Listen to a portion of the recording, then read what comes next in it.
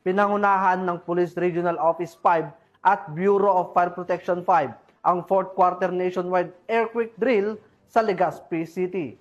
Yan ang balitang hatid ni Patrolwoman Vanessa Sol. Naging adala ang buong Camp Simeon Ola, Legazpi City habang sabay-sabay na tumalima ang mga personnel ng Police Regional Office 5 at iba't ibang tanggapan sa loob ng kampo para sa pagsasagawa ng earthquake drill.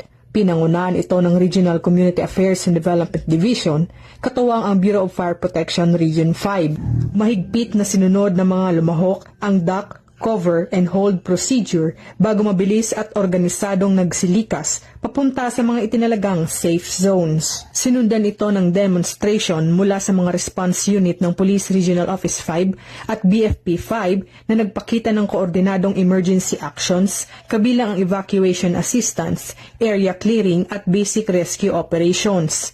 Ayon sa Police Regional Office 5, ang quarterly drill na ito ay bahagi ng patuloy na kampanya ng pamahalaan para palakasin ang earthquake preparedness, mas mapabuti ang interagency coordination at madagdagan ang kaalaman ng publiko sa tamang paghanda, bago, habang at matapos ang lindol.